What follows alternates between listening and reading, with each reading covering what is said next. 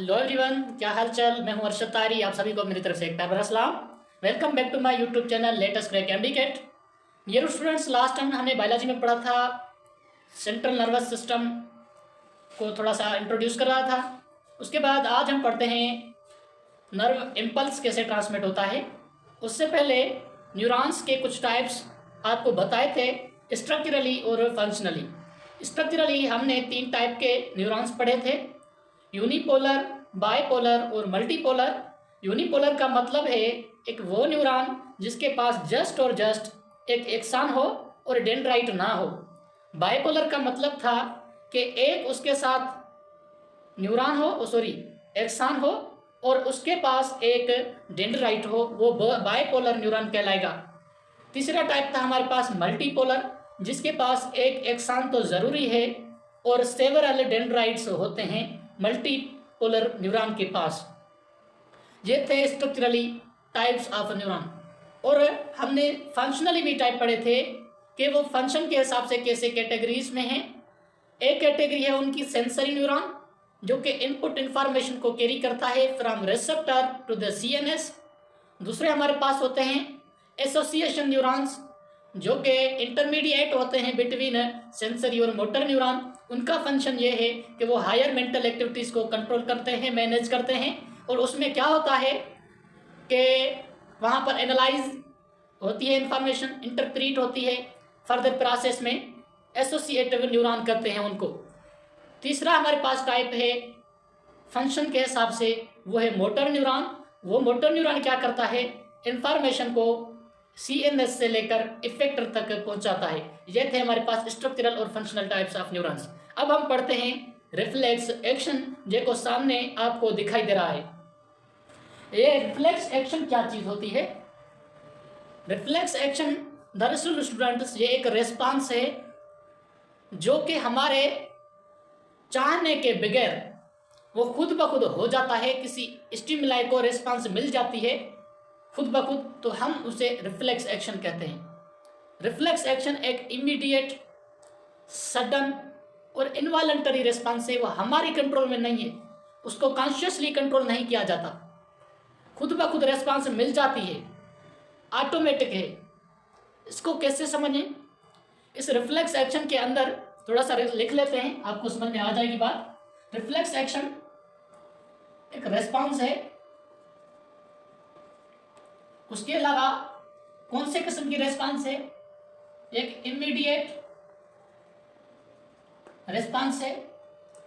Immediate के अलावा sudden response है। ठीक है, ये जाने अनजाने, ये जाने नहीं होता है, ये अनजाने होता है, खुद ब खुद पता ही नहीं होता। इनवॉलंटरी है, no need to control consciously, इसको कॉन्शियसली कंट्रोल नहीं किया जाता। No need to control consciously.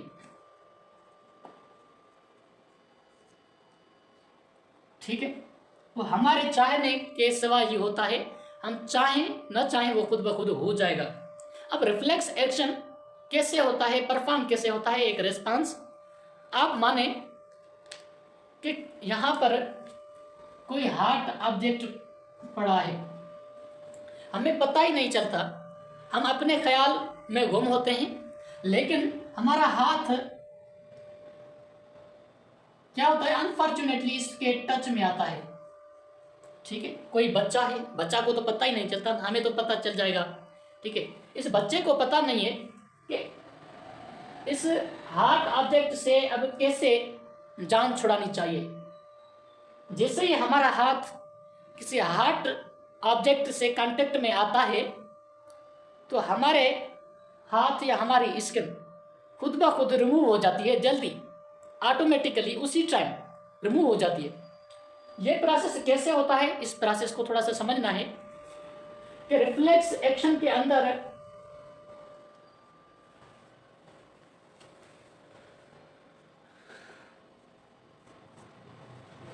Five fundamental parts involve होते हैं।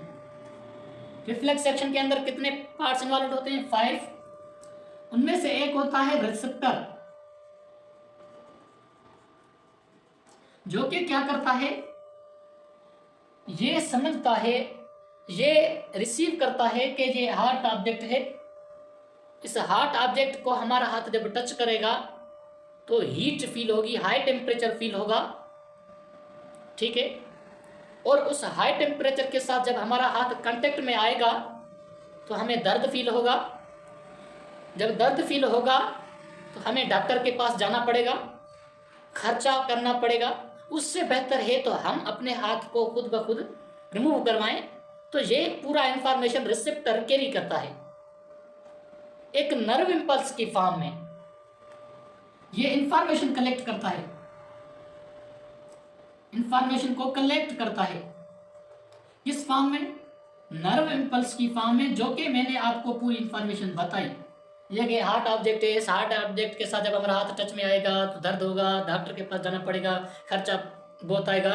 तो वो खर्चे से बचने और हाथ की दर्द से बचने के लिए खोज लगाते हैं कि अब हमारे को क्या करना है। तो पहले रिसेप्टर्स इंफॉर्मेशन कलेक्ट करते हैं इसके बारे में, वो रिसेप्टर्स इंफॉर्मेशन भेजते हैं सेंसरी न्यूरॉन को, सेंसरी न्यूरॉन को। सेंसरी न्यूरॉन इंफॉर्मेशन कैरी करता है टुवर्ड्स सीएनएस, सीएनएस इंफॉर्मेशन को ट्रांसफर करता है टुवर्ड्स इफेक्टर। अब समझना क्या है हमें कि अब हमारा हाथ रिमूव कैसे होता है हार्ट ऑब्जेक्ट से। अब देखें, रिसेप्टर सीएनएस के पास इंफॉर्मेशन भेजता है थ्रू सेंसरी न्यूरॉन, और सीएनएस इंफॉर्मेशन भेजता है towards effector through motor neuron, ठीक है। हमारे पास दो टाइप के तो न्यूरॉन आ गए सामने, sensory neuron, motor neuron. Sensory neuron क्या करता है, रिसेप्टर की इंफॉर्मेशन को भेजता है सेंसरी सेंट्रल नर्वस सिस्टम के पास, और मोटर न्यूरॉन की भी वही इंफॉर्मेशन जो ट्रांसफर होता है सीएनएस से इफेक्टर के पास। तो तीसरा न्यूरॉन हमारे पास होता है इंटर न्यूरॉन, जो कि सीएनएस के अंदर ही मौजूद होता है, ठीक है। वो इंटर न्यूरॉन क्या करता है, सेंसरी इनपुट इंफॉर्मेशन, यहाँ पर इनपुट इंफॉर्मेशन होती है, यहाँ पर आउटपुट इंफॉर्मेशन होती है। इनपुट इंफॉर्मेशन को यह इंटर न्यूरॉन इंटरप्रीट करता है, एनालाइज करता है, फिर वो कमांड बनाता है, वो कमांड भेजता है मोटर न्यूरॉन को, जाकर इफेक्टर को बता तो ये करे।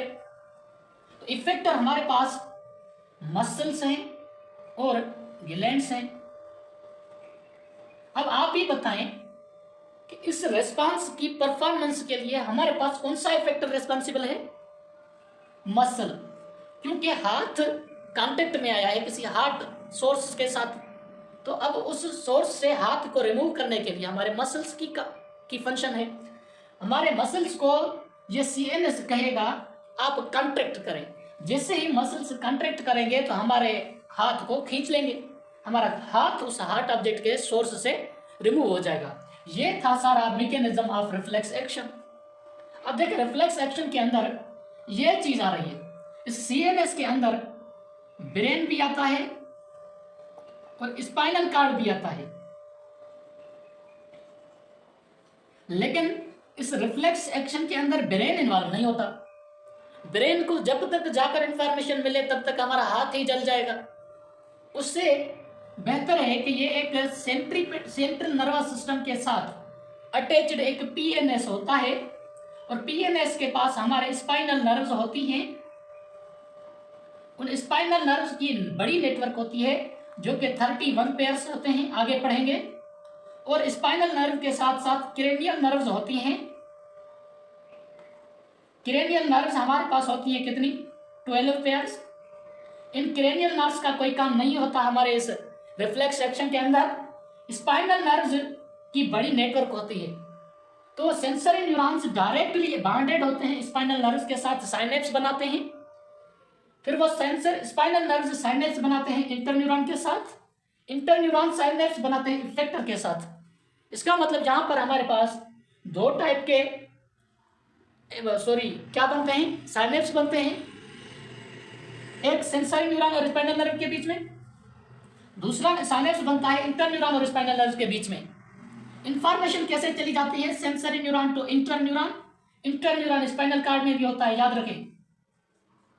हम यहाँ पर ब्रेन की इंटरन्यूरॉन को कंसीडर नहीं करेंगे, भले वो ब्रेन और स्पाइनल कार्ड दोनों सीएनएस में आते हैं, लेकिन जो रिफ्लेक्स एक्शन में पार्टिसिपेट होता है वो ब्रेन नहीं होता, स्पाइनल कार्ड होता है। उस स्पाइनल कार्ड की हम कंसीडरेशन करेंगे कि उसके पास इंटरन्यूरॉन होता है और इंटरन्यूरॉन के साथ कांटेक्ट में आते हैं सेंसरी न्यूरॉन, साइनेप्स बना के इंफॉर्मेशन को ट्रांसमिट करते हैं towards CNS of that part of spinal cord. आपको पता है कि स्पाइनल कार्ड हमारे पास हाईवे होती है, इंफॉर्मेशन हाईवे होती है, जिससे हाईवे के अंदर डिफरेंट गाड़ियां चलती हैं, मटेरियल्स को ट्रांसपोर्ट करते हैं, वैसे ही स्पाइनल कार्ड इंफॉर्मेशन को ट्रांसमिट करते हैं from sensory instructor to effector. ठीक है, ये इंफॉर्मेशन फास्ट होता है, जब तक ब्रेन के पास इंफॉर्मेशन जाए तब तक हमारा हाथ जल जाएगा, इसलिए ब्रेन इन्वॉल्व नहीं होता। ये था हमारे पास रिफ्लेक्स एक्शन। ठीक है, अब थोड़ा सा नर्व इंपल्स को पढ़ लेते हैं कि नर्व इंपल्स क्या है। उससे पहले थोड़ा सा हम एक वर्ड को समझने की कोशिश करते हैं कि वो वर्ड है वेव। वेव क्या चीज होती है? आप याद रखें, आपने पढ़ा है फिजिक्स के अंदर कि wave is the combination of different impulses. एक इंपल्स क्या चीज होती है? किसी एक ट्रफ को या किसी एक क्रेस्ट को हम इंपल्स बोलते हैं। ठीक है, अब यहां पर वेव की डेफिनेशन क्या होती है कि वो एनर्जी ट्रांसमिट करती है और मोमेंटम कैरी करती है। यहां पर बायोलॉजी के अंदर भी नर्व इंपल्स एक इलेक्ट्रोकेमिकल वेव है जो कि क्या करती है, डिफरेंट स्टिमुलाई के बारे में इंफॉर्मेशन को कलेक्ट करके अलॉन्ग द न्यूरॉन वेव की फॉर्म में ट्रांसमिट करती है, ट्रेवल करती है। वो इंफॉर्मेशन स्टिमुलाई के बारे में कौन सी हो सकती है? जो मैंने अभी आपको बताया कि हार्ट ऑब्जेक्ट का जो सोर्स है, एक तो वो हार्ट है, दूसरी हमारी बॉडी टेम्परेचर से उसका टेम्परेचर ज्यादा है। जब हम उसके साथ कांटेक्ट में आएंगे तो दर्द होगा, दर्द होगा तो हम डॉक्टर के पास जाएंगे, डॉक्टर के पास जाएंगे तो खर्चा लगा, तो उस खर्चे से निकालने के लिए हमारे हाथ को रिमूव करना पड़ेगा। ये पूरी इंफॉर्मेशन थी, वही इंफॉर्मेशन कलेक्ट होकर ट्रांसमिट होती है along the neuron in the form of an electrochemical wave.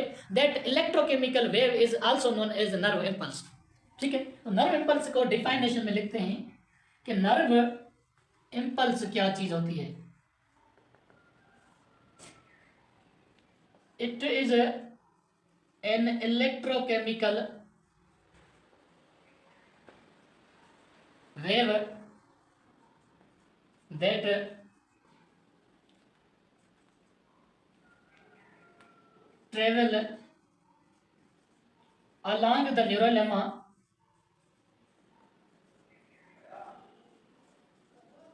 जो कि न्यूरल लेमा के अलॉन्ग ट्रेवल करती है and carry information about an stimuli, about a stimuli, किसी स्टिमुलाई के बारे में इंफॉर्मेशन कैरी करके ट्रेवल करता है अलॉन्ग द न्यूरल लेमा, हम उसी को एक नर्व इंपल्स कहते हैं। फिर वर्ड हमें लिखा है कि इलेक्ट्रोकेमिकल। नर्व इंपल्स की वजह से हमारे पास एनर्जी को ट्रेवल करना पड़ता है। एनर्जी को ट्रेवल करने के लिए वर्क चाहिए, वर्क करना पड़ता है। तो वर्क क्या है? किसी भी एनर्जी को ट्रेवल करने की सलाहियत को हम पोटेंशियल कहते हैं। आप बोलते हैं ना, फॉर एग्जाम्पल मुझसे कोई पूछता है कि आपके अंदर कितनी पोटेंशियल है एमडी को क्रैक करने के लिए, आपके अंदर कितनी पोटेंशियल है इतने घंटे पढ़ाई करने के लिए, आपके पास कितनी पोटेंशियल है ये काम करने के लिए। इस पोटेंशियल को हम सलाहियत कहते हैं। जो सलाहियत न्यूरोलेमा की हो नर्व इंपल्स को कैरी करने के लिए, तो हम उसे मेम्ब्रेन पोटेंशियल कहते हैं। ठीक है, वैसे ही जैसे आप समझते हैं कि मेम्ब्रेन पोटेंशियल क्या है। मेम्ब्रेन पोटेंशियल आप इसे बस जस्ट वैसे कहें कि potential measured across न्यूरोलेमा called is membrane potential. न्यूरोलेमा भी मेम्ब्रेन है, प्लाज्मा मेम्ब्रेन। उस न्यूरोलेमा या प्लाज्मा मेम्ब्रेन के अक्रॉस जो पोटेंशियल मेजर किया जाएगा तो उसे हम मेम्ब्रेन पोटेंशियल कहते हैं। अब मेम्ब्रेन पोटेंशियल एक इलेक्ट्रोकेमिकल पोटेंशियल है जो कि इलेक्ट्रिकल आयंस की डिफरेंस की वजह से बनता है। ठीक है, ये है मेम्ब्रेन पोटेंशियल। अब ये मेम्ब्रेन पोटेंशियल दो टाइप की हो सकती है, एक होता है आरएमपी, दूसरा होता है एएमपी। ये आसान है समझने के लिए। एक होता है आरएमपी जो रेस्टिंग मेम्ब्रेन पोटेंशियल, वो मेम्ब्रेन जिसकी पोटेंशियल मेजर की जाए रेस्टिंग की कंडीशन में तो हम उसे रेस्टिंग मेम्ब्रेन पोटेंशियल कहते हैं। अब रेस्टिंग का मतलब क्या? रेस्टिंग का मकसद ये कि वो मेम्ब्रेन जब कोई भी इंफॉर्मेशन ट्रेवल ना कर सके या कोई इंपल्स कंडक्ट ना कर सके, potential measured when membrane is at rest। इसका मतलब क्या? ये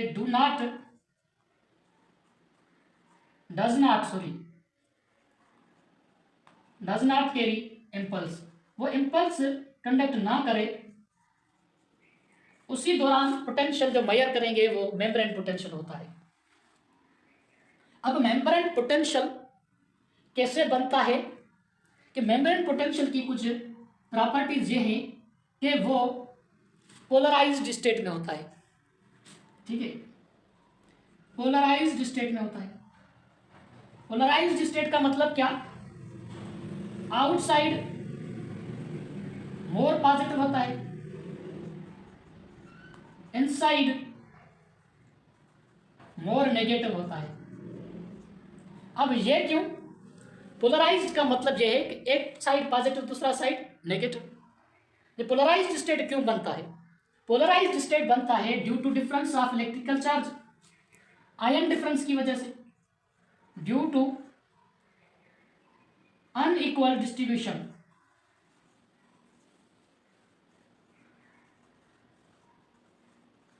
ऑफ आयंस।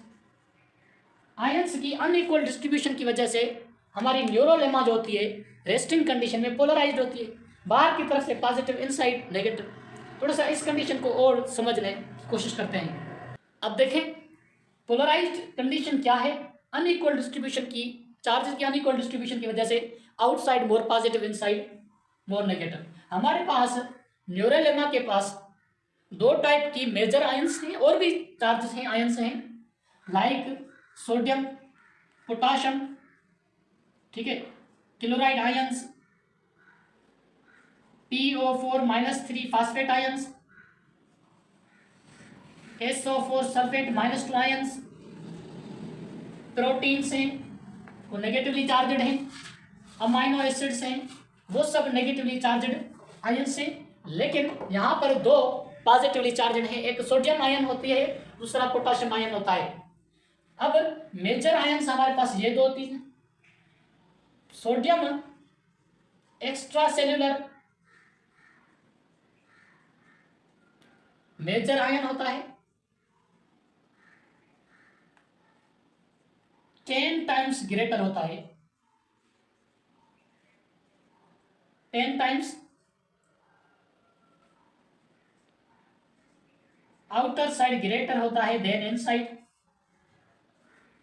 जबकि हमारे पास पोटाशियम आयंस होता है वो इंट्रासेल्यूलर मेजर आयंस होते हैं,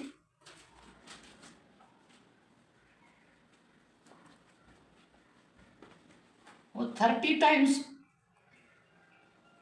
ज्यादा होते हैं इनसाइड देन आउटसाइड। ये है charge distribution along the neurolemma inside and outside.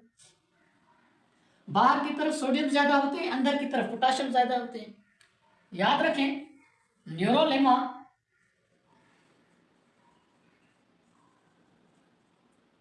Has more potassium ion leakage channels than sodium ion channels,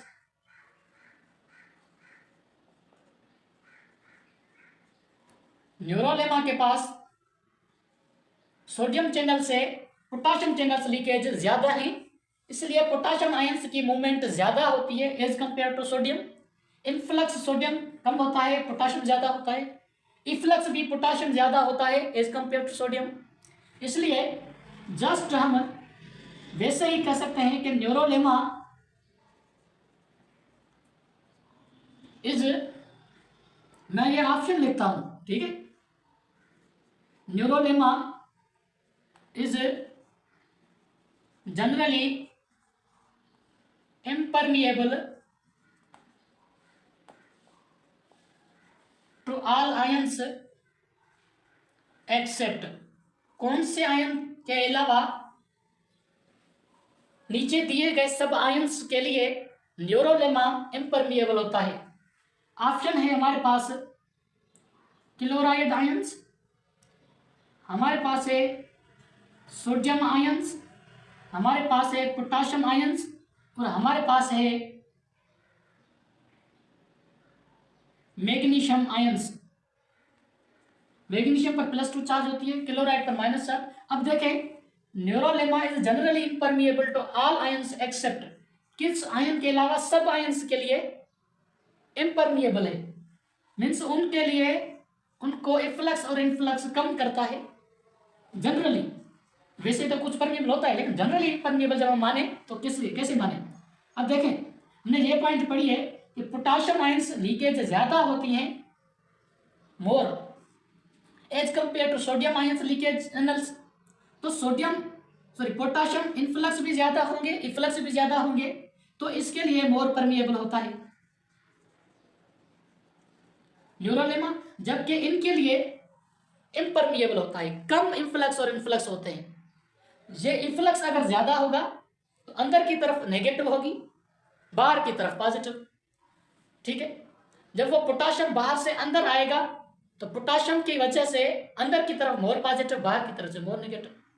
अब देखें, रेस्टिंग कंडीशन में हमने क्या लिखी है बात, एट रेस्ट पोलराइज्ड कंडीशन में होती है रेस्टिंग मेम्ब्रेन पोटेंशियल, बाहर की तरफ आउटसाइड मोर पॉजिटिव होता है, अंदर की तरफ मोर नेगेटिव होता है।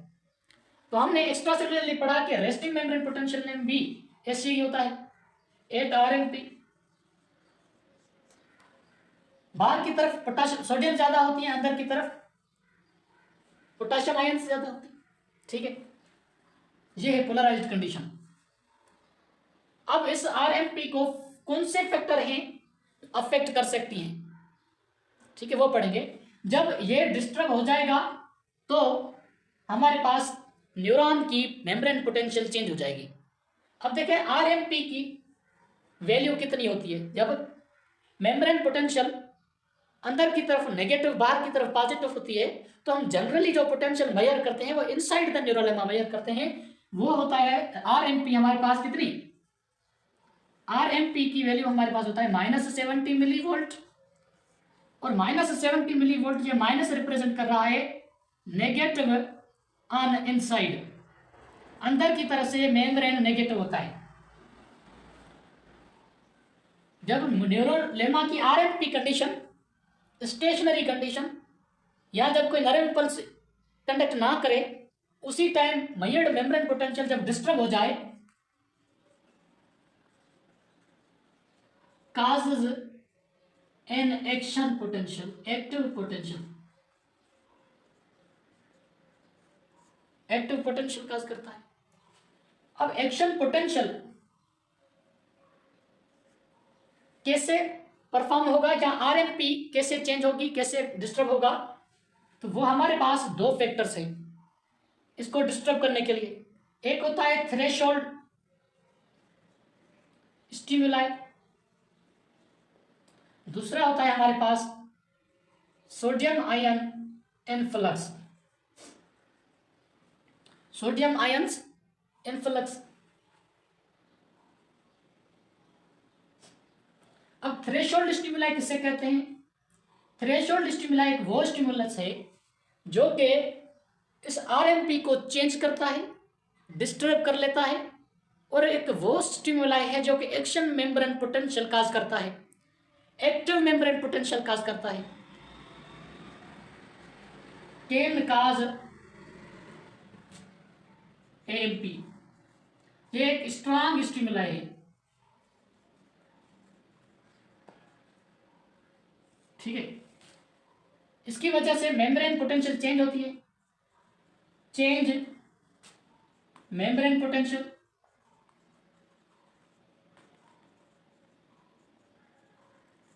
फ्रॉम -70 मिलीवोल्ट टू +55 कहें या 50 कहें, आपकी मर्जी, उन दोनों में से आएगा। अब देखें, मेम्ब्रेन पोटेंशियल पोलैरिटी रिवर्सल हो गई।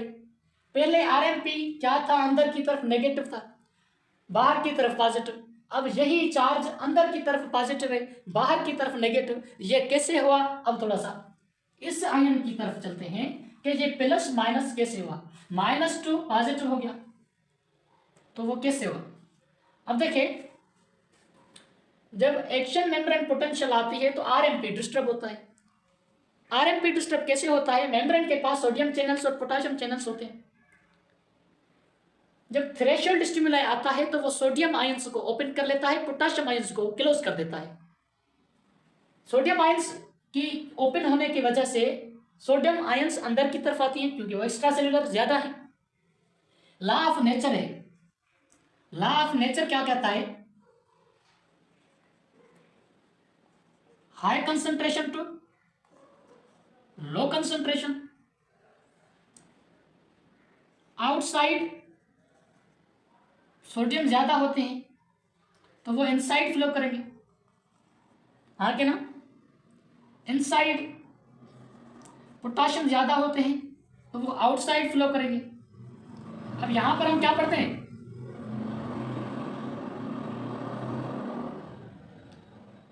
यहां पर पढ़ते हैं सोडियम अंदर की तरफ, बाहर की तरफ ज्यादा है, हाई कंसंट्रेशन की वजह से वो अंदर की तरफ आएंगे। जैसे ही अंदर की तरफ आएंगे तो इनसाइड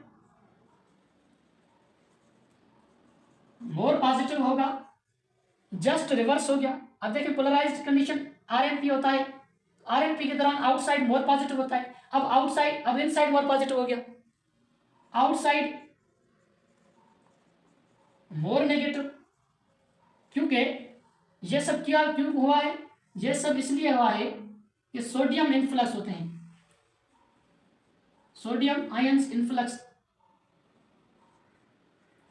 अंदर की तरफ आते हैं, आउटसाइड से इनसाइड आते हैं तो वो पोलैरिटी रिवर्सल हो जाती है। पहले पोलैरिटी क्या होती है? Outside more positive, inside more negative, ठीक है। आपने ये भी पढ़ा। अब एक वो स्टिमुलाई होता है जो कि एक्टिव मेम्ब्रेन पोटेंशियल काज नहीं कर सकता, एक वो वीक स्टिमुलाई होता है, हम उसे थ्रेशोल्ड स्टिमुलाई कहते हैं, जो कि मेम्ब्रेन की पोटेंशियल को चेंज नहीं कर सकता फ्रॉम आरएमपी टू। अब देखें, पोलैरिटी रिवर्सल के अलावा पोलैरिटी चेंज हो गई, बाहर की तरफ पॉजिटिव आरएमपी।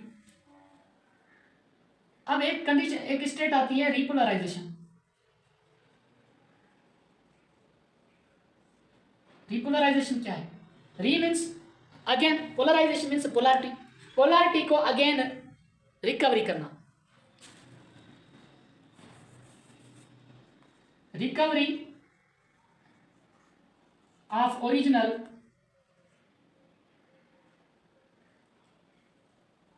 Original state. वो क्या? More positive outside, more negative inside. ये रिपोलराइजेशन कैसे होगा? रिपोलराइजेशन की वजह से, रिपोलराइजेशन को गेन करने के लिए पोटेशियम आयंस चैनल्स ओपन होते हैं, यहां पर सोडियम आयंस ओपन होते हैं, पोटेशियम आयंस क्लोज होते हैं। यहां पर पोटेशियम चैनल ओपन होते हैं और सोडियम आयन चैनल्स क्लोज होते हैं,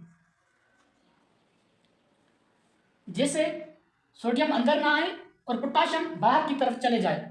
पोटेशियम, अब देखिए डिपोलराइजेशन की तरफ क्या होता है? पोटेशियम इनसाइड मोर पॉजिटिव होता है, इनसाइड पोटेशियम ज्यादा होता है वो फ्लो करेगा आउटसाइड।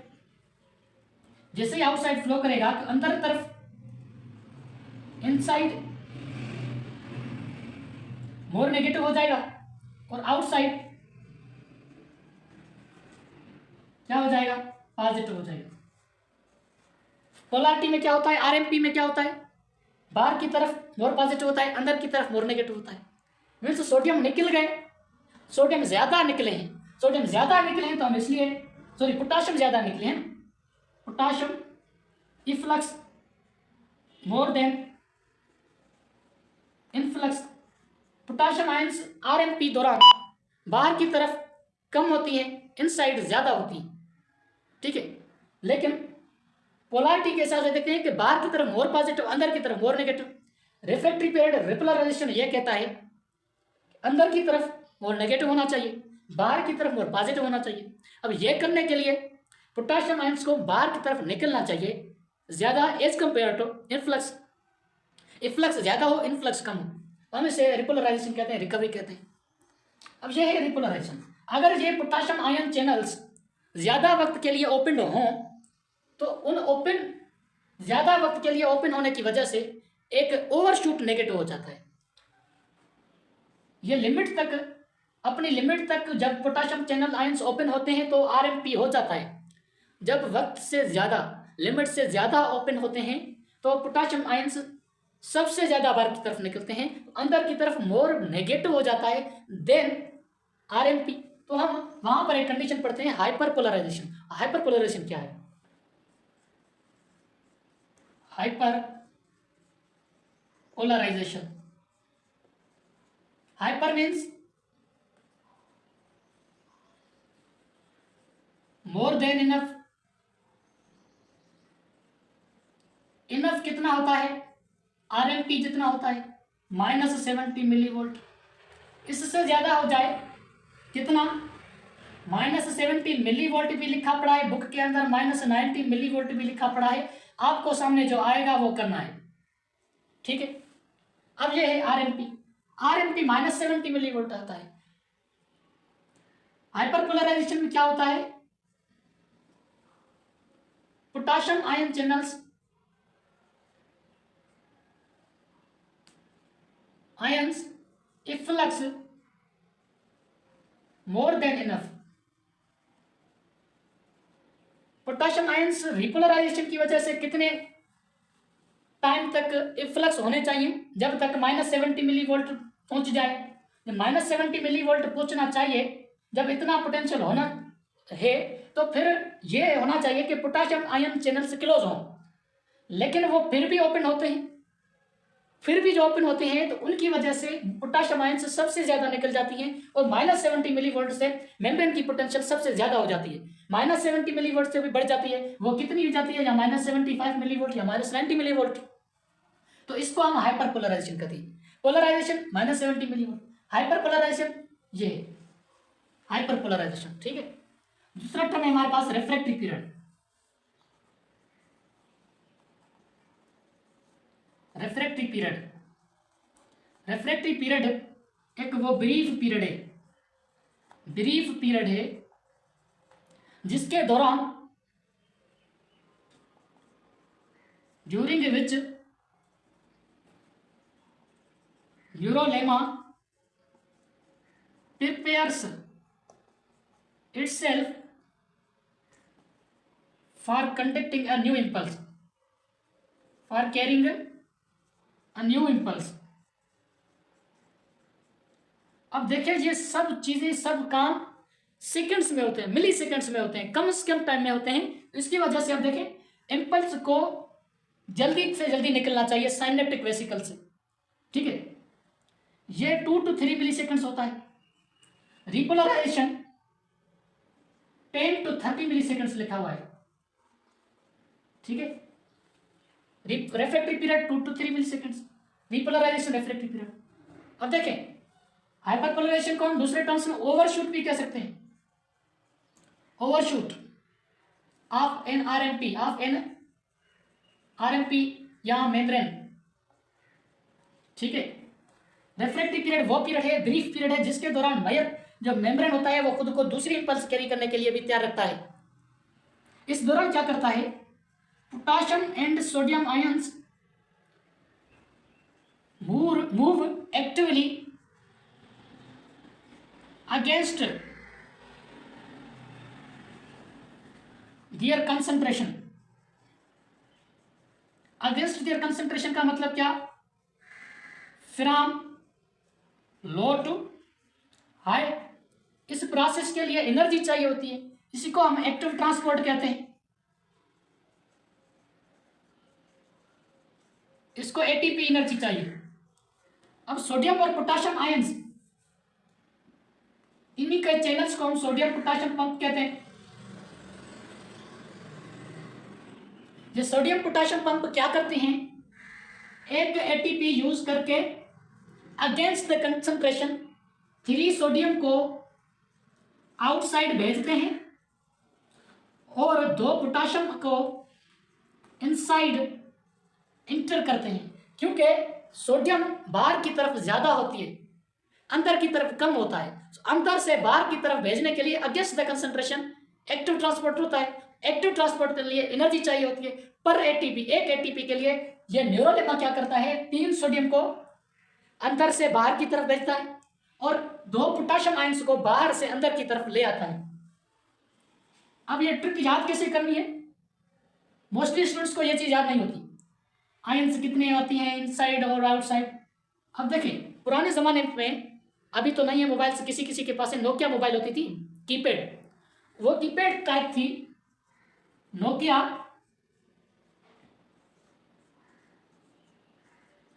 321। अब ये नोकिया से एन जो आता है वो सोडियम को आता है, सोडियम के लिए। O for outside, 3 sodium outside और 2 पोटाशियम इनसाइड।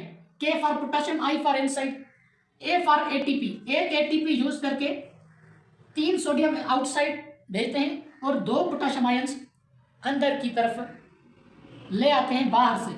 ठीक है, ये था सारा हमारे पास न्यूरोलेमा का खेल। न्यूरोलेमा कैसे परफॉर्म करता है अपना फंक्शन, कैसे नर्व इंपल्स कैरी करता है, नर्व इंपल्स की ट्रांसफर्मेशन के लिए न्यूरोलेमा के अंदर कौन सी एविडेंस अकर होती हैं, वो आज को आपने पता लगा दिया कि कैसे हमारे पास ये फंक्शंस परफॉर्म होती हैं। उम्मीद है कि आज का ये सारा लेक्चर पूरा आपको समझ में आ गया होगा, जो आपका है, खुद का है लेक्चर। ठीक है, आपने खरीद किया हुआ है, आपका है। So wish you best of luck. आप इसे फिर भी बार बार सुनिएगा, समझिएगा, क्योंकि हमारे सिंध टेस्ट के अंदर बार बार रिपीटेशन हुई है, अच्छी नहीं लिखी हुई। So thank you so much, wish you best of luck, bye bye.